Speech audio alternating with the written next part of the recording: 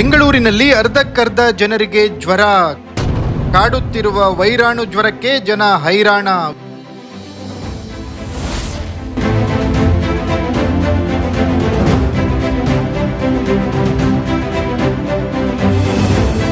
ವಿಚಿತ್ರ ಹವಾಮಾನದಿಂದ ಆತಂಕ, ಮಾತ್ರೆ ಇಂಜೆಕ್ಷನ್ಗೂ ಜಗ್ಗದ ಜ್ವರ. ಒಮ್ಮೆ ಮೋಡ ಕವಿದ ವಾತಾವರಣ, ಮತ್ತೊಮ್ಮೆ ಬಿರುಬಿಸಿಲು, ಚಳಿ, ಮಳೆ, ಹೀಗೆ ಹವಾಮಾನದ ವಿಚಿತ್ರ ಬದಲಾವಣೆಯಿಂದಾಗಿ ಕಳೆದ ಕೆಲ ದಿನಗಳಿಂದ ರಾಜ್ಯದಲ್ಲಿ ವೈರಾಣು ಜ್ವರ ವ್ಯಾಪಕವಾಗಿದ್ದು ಜನರು ಹೈರಾಣಾಗಿದ್ದಾರೆ. ಮಕ್ಕಳು ಸೇರಿ ಎಲ್ಲ ವಯೋಮಾನದವರಲ್ಲೂ ಜ್ವರ ಕಾಣಿಸಿಕೊಳ್ಳುತ್ತಿದ್ದು ಆಸ್ಪತ್ರೆಗಳು, ಕ್ಲಿನಿಕ್ಗಳು ರೋಗಿಗಳಿಂದ ತುಂಬಿವೆ. ಜೊತೆಗೆ ಸೊಳ್ಳೆಗಳ ಹಾವಳಿಯೂ ಹೆಚ್ಚಿದ್ದು ಒಂದು ವಾರದಲ್ಲಿ 1256 ಡೆಂಗ್ಯೂ ಪ್ರಕರಣಗಳು, 58 ಚಿಕನ್ ಗುನ್ಯಾ ಪ್ರಕರಣಗಳು, 104 ಮಲೇರಿಯಾ ಪ್ರಕರಣಗಳು, 200 ಇನ್ಫ್ಲೂಯೆಂಜಾ ವೈರಾಣು ಪ್ರಕರಣಗಳು ವರದಿಯಾಗಿವೆ.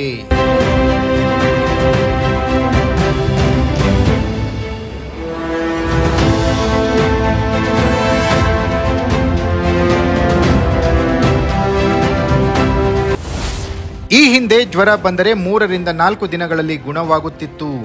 ಆದರೆ ಕೋವಿಡ್ ನಂತರದಲ್ಲಿ ಯಾರಿಗಾದರೂ ಜ್ವರ ಬಂದಲ್ಲಿ ಗುಣ ಹೊಂದಲು 1 ವಾರ ಕಾಲ ಬೇಕಾಗುತ್ತದೆ.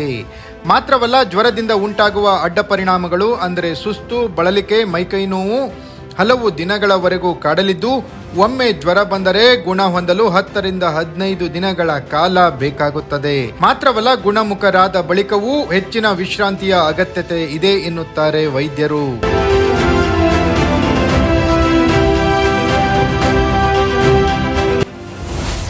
ಇಂಜೆಕ್ಷನ್, ಮಾತ್ರೆಗೂ ಜಗ್ಗದ ಜ್ವರ. ಜೂನ್ನಿಂದ ಡಿಸೆಂಬರ್ವರೆಗೂ ಋತುಮಾನದ ಆಧಾರದ ಮೇಲೆ ಶೀತ, ನೆಗಡಿ, ವೈರಾಣು ಜ್ವರ ಕಾಣಿಸಿಕೊಳ್ಳೋದು ಸಾಮಾನ್ಯ. ಆದರೆ ಈ ವರ್ಷ ಹವಾಮಾನದ ವೈಪರೀತ್ಯದಿಂದಾಗಿ ವೈರಾಣು ಜ್ವರ ಪ್ರಕರಣಗಳು ತೀವ್ರವಾಗಿದ್ದು, 1 ಇಂಜೆಕ್ಷನ್ಗೆ ಓಡಿ ಹೋಗುತ್ತಿದ್ದ ಜ್ವರ ಈಗ ಡಿಪ್ಸ್ ಹಾಕಿಸಿದರೂ 3-4 ದಿನಗಳವರೆಗೆ ಕಡಿಮೆ ಆಗುವುದೇ ಇಲ್ಲ. ಬಹುತೇಕರಿಗೆ ರಕ್ತ ಪರೀಕ್ಷೆ ಮಾಡಿಸೋದು ವೈದ್ಯರಿಗೂ ಅನಿವಾರ್ಯವಾಗಿದೆ. ಅದರಲ್ಲೂ ಡೆಂಗ್ಯೂ ಬಂದವರು ಗುಣ ಹೊಂದುವಷ್ಟರಲ್ಲಿ ಪ್ಲೇಟ್ಲೆಟ್ ಪ್ರಮಾಣ ಅರಿಯಲು ನಿತ್ಯ ರಕ್ತ ಪರೀಕ್ಷೆ ಮಾಡಿಸಬೇಕಾದ ಸ್ಥಿತಿ ಇದೆ.